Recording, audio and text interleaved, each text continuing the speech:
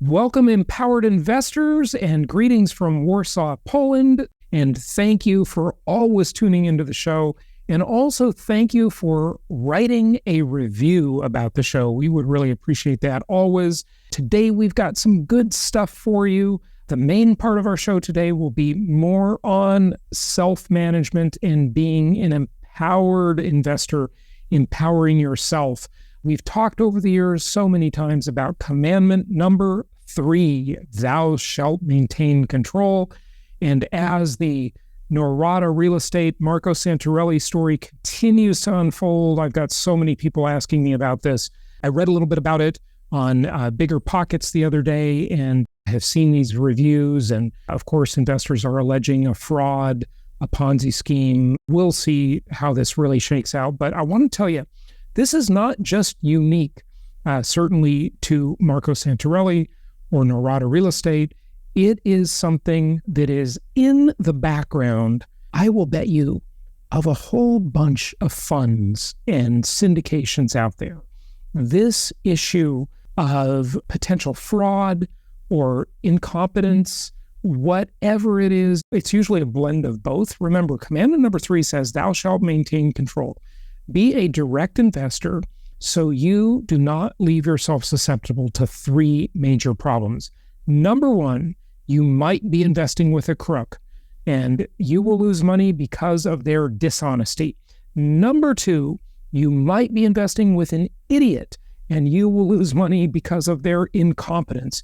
And number 3, if they're honest and competent and they pass those first 2 hurdles, you will be paying a huge management fee taken off the top to manage the deal. When you're a direct investor, yes, you feel the bumps in the road. You're going to experience them because you're driving. You're in control, right? You're not on the back of the bus in some luxury tour bus being insulated from all of that. But you can make that ride easier with our help. And that's what we're here to do. That's why we have our free Wednesday Zoom meetings. That's why we have especially our Empowered Investor Pro group that is cheaper than a gym membership and extremely valuable. That's going to help you a lot. So join Empowered Investor Pro, get fully empowered. Just take advantage of all of these things where you can get our assistance and you can get the education, the contacts, the referrals of all the resources you need to be in control. Thou shalt maintain control. In the Marco Santarelli situation, they're alleging hundreds of investors will lose all their money. Now, we'll see. I don't know how it'll work out. Again, I don't know the details, but that's what people are saying. You can read these reviews yourself. You can go do your own research. Apparently, there's a whole bunch of stuff on Reddit. I don't really use Reddit too much, so I haven't looked there yet, but I'll check it out so we can report to you on that later.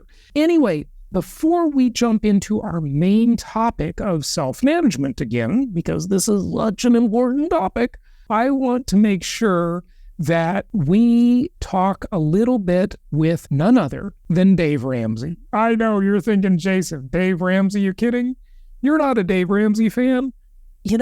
I have tried to be really balanced about this and really call it like it is, okay? And here's how it is. Look, Dave Ramsey is great for the market he serves. He is great for the typical consumer that is spending too much money for their income. He is great for the person who has got credit card debt, who's buying those appearances of wealth, the fake wealth, that just create an obligation rather than helping them create wealth long-term, right? Dave Ramsey's great for that.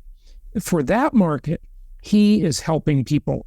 The problem is that market will, to liken it to maybe a grade school metaphor, that goes up to 6th grade or junior high school, right? And that's fine.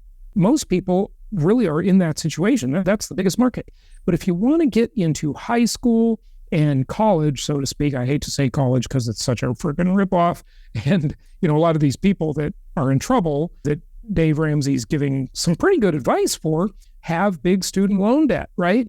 So if you want to graduate to the next stage you need to change your instructors, right? If you're in high school, you're not learning much from your elementary school teacher, okay? And that's where Ramsey can help you.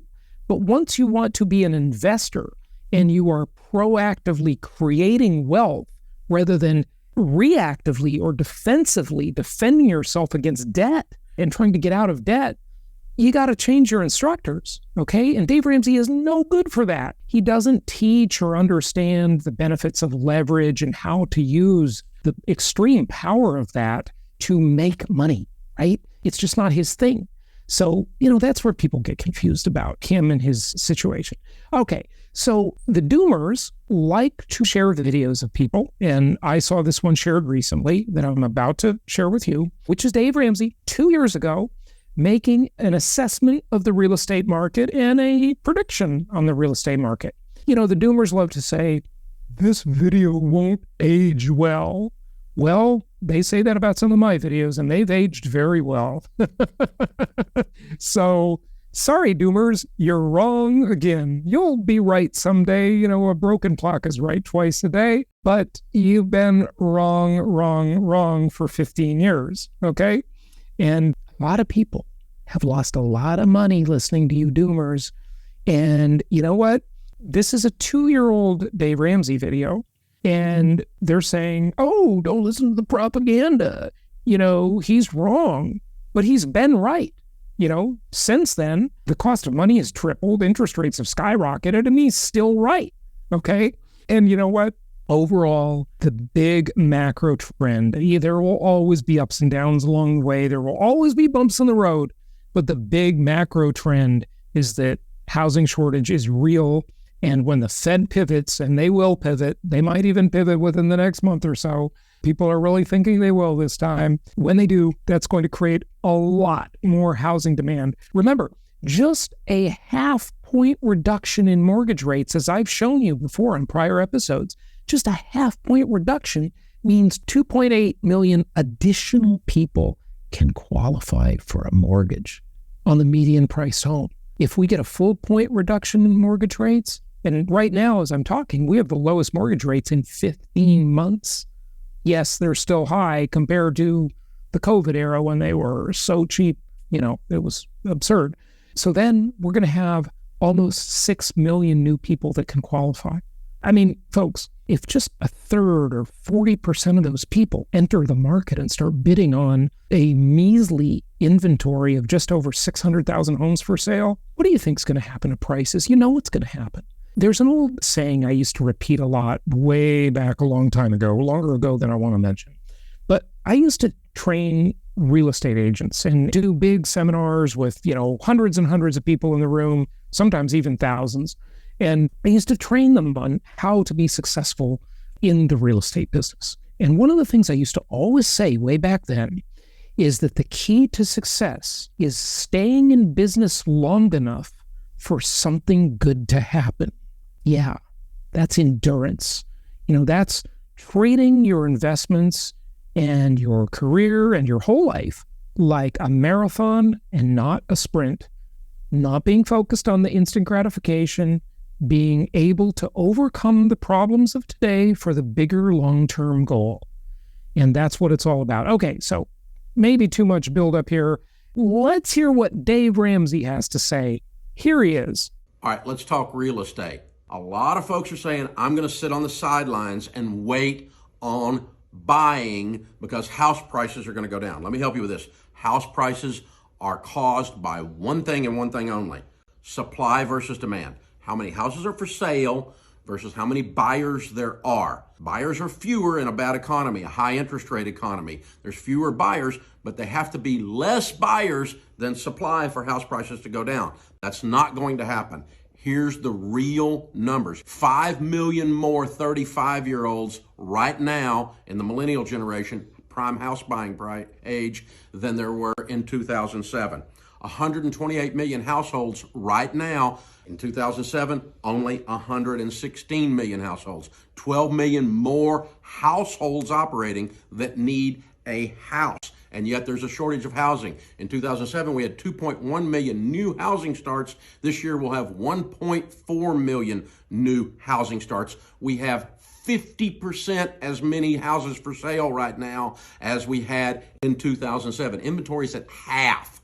So the number of buyers would have to go down so dramatically before the house market prices go down. It's not going to happen, guys. House prices went up 32% in 2020, 18% in 2021, 7% this year in 2022. Next year, projected to be a 5% increase. Every year for the next 5 years, we're going to have fewer houses for sale than buyers wanting to buy them, driving the price up. House prices are going to go up every year for the next 5 years. If you're ready to buy, you're in good shape financially, you need to buy now. Don't wait on house prices to go down. They're not going down. What goes up must go down. No, it doesn't. I just gave you data, real facts. They're not coming down. Well, I hope you enjoyed that. And you see that he was right 2 years ago, even though we've had massive inflation in rates. And, he doesn't go as deep into the stats as I do. It's not his thing. It is my thing. And so I won't go into all that. But, the bottom line is you heard what he said, and he's still been right. And he's probably going to continue to be right, at least as far as entry-level housing, for a very long time to come. So that's that. All right, let's get into the main part of our show today. I don't want to talk too long because I want to play more of this great content from our Empowered Investor Pro private group that you need to join. Go to empoweredinvestor.com. Look, folks, I'm just telling you this for your own good. I certainly don't need the money.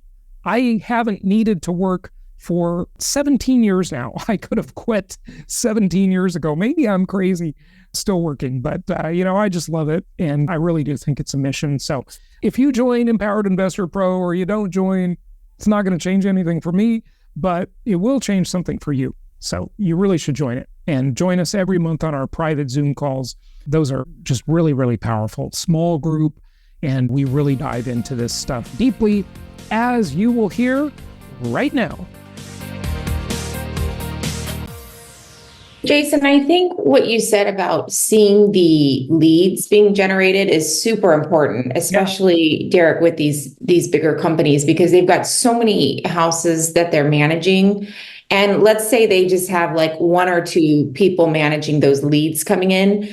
They're reactive. They're not proactive. So they're waiting for somebody to fill out an application, and then they're going with the property that's been probably sitting on the market the longest. And so the leasing process is almost like a machine, and so you're just kind of like waiting in line, versus if you see the lead flow coming in, like Carrie was talking about earlier, she just picked up the phone, called the tenant, and decided which one she wanted. And, I've had similar experiences in my self-management. I lease my property so fast, and it's just because I'm proactive rather than reactive. That person working for the big management company, they're getting probably an hourly rate. Maybe they're getting a little bonus, but they're not incentivized like you to get it leased quickly. So. You care about one property. They're trying to care about, 30 properties, right? That might be up for lease at a time. So, I really want you to have the advantage. And when you're in control, Derek, you're going to have it that way. Bob, we'll get to you in a second. Paul and Sandra had their hand up, and I didn't quite get to them. Did you have a question or a comment? Yeah, Jason. So getting back to banks, can you or the group recommend any banks that are LLC friendly? Because we're having a little issue with a bank that we kind of opened up an account with, and we have a holding company, and we also have a LLC, and our name is not really attached to that. And now they want to see our personal information regarding that. By the way, did you listen to yesterday's podcast episode? Not yet. Okay. So, yesterday, literally the Corporate Transparency Act went into effect, the new law, right? So, everything's just getting more difficult. Okay. That's life. But, with more red tape, more bureaucracy, remember that barrier to entry is a barrier to other people too. Okay. The people that win in life are the people that are willing to go through the hassle. to take the extra steps, right? They're willing to qualify for mortgages when it's hard, it's a pain, right? Your tenants, they're not willing to do that. They're going to give up, right? Another landlord investor, they should be setting up an LLC, but they don't because, it's one more step. It's harder, right? And yesterday it just got a little tougher with this new Corporate Transparency Act. But any bank should be fine with opening up an LLC. I mean, I have 42 entities, I think, or something like that now. All I do with my banker is I just email him the EIN letter from the IRS. That's my tax ID letter. And then I email the articles of organization for the LLC from the state, the Secretary of State website. Then he sends me back the forms I need to sign. Okay, I tell him who the owner of the LLC is, or what percentages or whatever, and he sends me back the forms to sign, and then the account is open. This should not be difficult. Is it a series LLC, just out of curiosity? No, and because those are harder. That's why we opened the account and everything was fine with that. The banker, and she was a business banker too, so supposedly she knew what she was doing, but she was trying to get us to put all of our personal stuff, and now she just called today and is like, I need what kind of address did she wanted ask for? Basically our home address, and we have you got to give them your home address. You have to. They're not going to open an account without a home address anymore.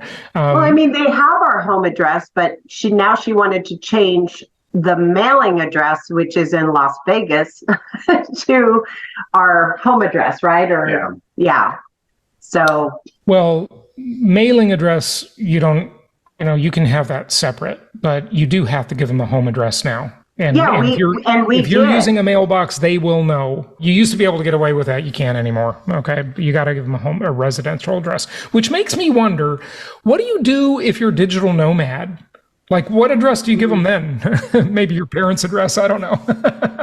Maybe. But one other question real quick. So with the properties in the LLC, now we've assigned the beneficial interest of the property to an LLC. In Florida, like in California, we use the preliminary change of ownership form. In Florida, what is it called? I don't know. Oh, you don't know? Because, we need to try to record those properties into... Well, I mean, you're saying you want to put the property into the LLC? Right. So we need to go to the county recorder, and I don't know how it's done in Florida. Well, I think that's just called a deed. Yeah, transfer deed. I mean, that's just a deed. So it's okay. Yeah, you're just deeding. So we just go to the county that the property is in and ask for a transfer deed? Well, yeah, it's going to be a grant deed or a warranty deed, likely. You're just going to transfer the property into that. Now, did you use Bob Bloom to set this up? Because his office will help you do all that. No. We were with Anderson's. Yeah. Well, they might do it too. We were already in bed with Anderson, so. I mean, they're expensive, but they're really expensive, but they might do it as well. They might be able to help you with that. Did you ask them?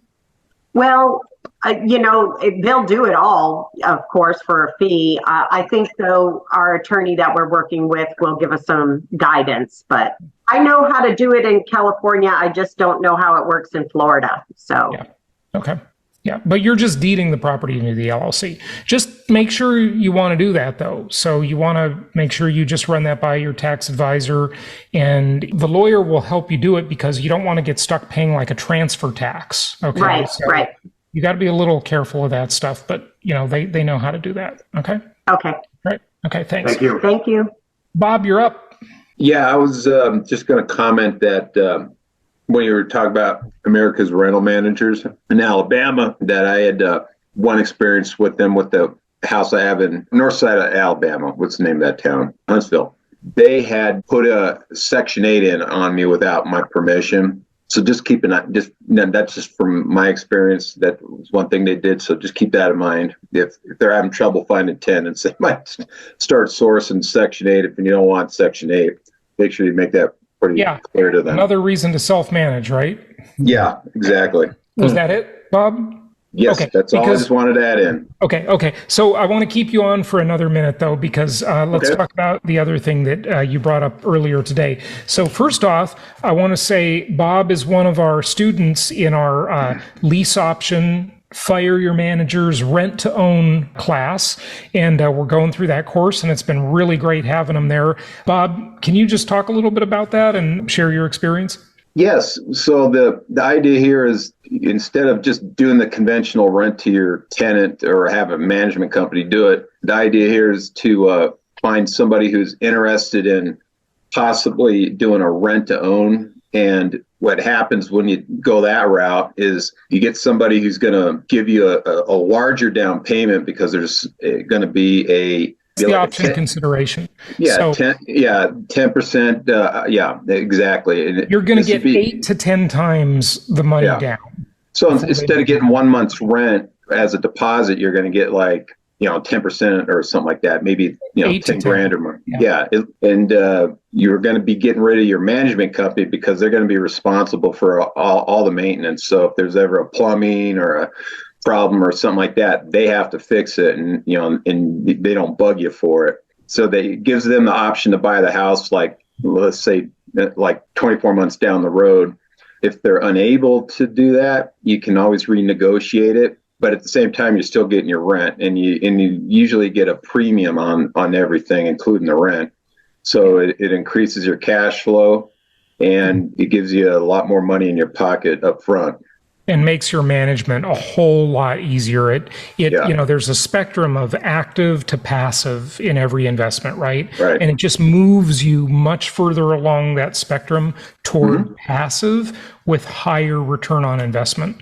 And my understanding is you do not have to declare that option consideration money when they give it to you. No. You only have to declare it when either they forfeit it when they move out, then it's income to you, right? Or capital gain. It might be capital gain, actually. It becomes income, yeah. And then if you sell the property, it becomes part of the sale of the property. Right. Oh, so you might be able to bury that in a 1031 exchange, huh? I didn't even think of that. Yeah. That's interesting too. That's true. Yeah. But it's just a super good deal all the way around. So that's another thing besides the hybrid self-management that we're talking about. And by the way, I do want to say we're not really talking about self-management. Our recommendation is hybrid self-management. Okay. Yeah. So besides that, you want to learn lease options, rent-to-own programs, so you can fire your managers and increase your return on investment. Now, Bob, before we go to Michael, you also wanted to fire one of your managers, right? Yeah. So I have a property I bought in the Florida market, and they're doing a great job, and you love them and want to keep them forever. Yeah, I don't know. Call me crazy. So it's one of those situations where they just don't have enough help, and they're really hard to get a hold of. And every time I reach out to them, if I hear from them, it's literally 2 or 3 days later, if I get a reply. So yeah, like I said about the seller earlier, having the power, right? Yeah. And once you become the owner, then you have the power. Okay. But until you're the owner, you don't have the power. So are you still on their tying arrangement where you're still under their management contract for a year or two? Yeah. So we were obligated to use them for 2 years. So we're coming up at that halfway point, which I'm still trying to figure out is halfway point, meaning they put the first tenant in last February. They gave their notice to vacate. So the management contract is different than the lease. Right. Okay. So my management contract started in September 21st of 2022. So if that's the case, then I got 8 months to go with them. But with somebody vacating, I thought maybe I could take this opportunity to, tell them I want to cancel. I was reading through there is a cancellation clause, but then it costs you a few bucks. So here's the deal. When you don't have a manager, it's one less contract that you have to deal with. It's one less obligation you have, right? You don't have to read their contract. You don't have to negotiate with them. You don't have to talk to anybody. So that's the other thing about doing the hybrid self-management. That's the other thing about that is you don't have to deal with a management contract, okay? You don't have any of those problems. But look, a contract is a bilateral obligation, okay? If they don't fulfill their contract, then you have the right to get out. Okay, so if they've screwed up, then bring that to their attention, tell them you want out, and if they make a fuss about it and they don't want to let you out, you can always just become the difficult client they don't want to deal with, and then they'll just let you go. You know, Yeah, Jason. I think getting fired is a really feather in your cap. Okay, so get fired. Sarah? Yeah, so I was actually just going to say that. We were talking, Bob and I were talking on Voxer a little bit earlier this morning, and I hadn't yet disclosed to you that I got fired by Suncoast. So, yay! What's really happening by you getting fired is you're firing them.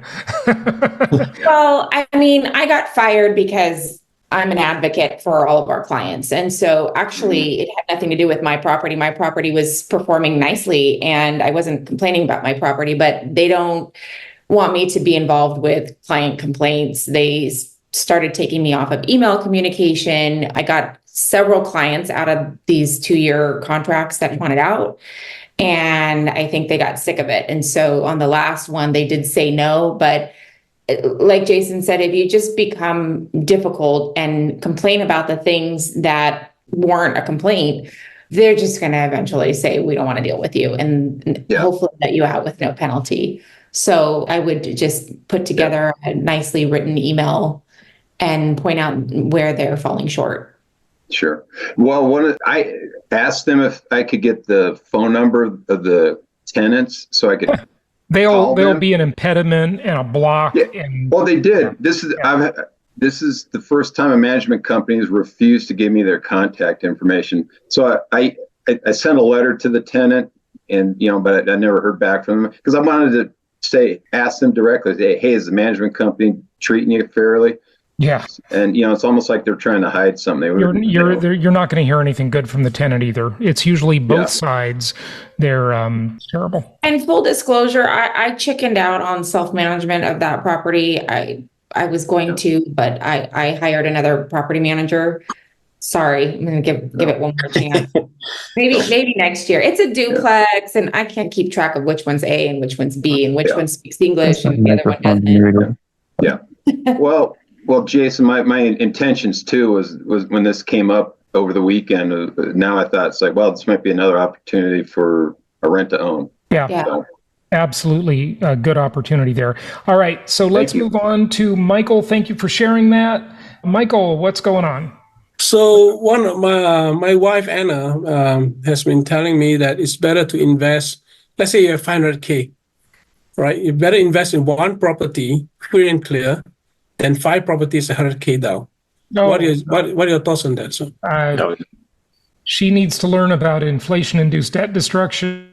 It's absolutely a terrible idea to have one of those properties paid off. Don't do it. Okay, because of tax advantage also.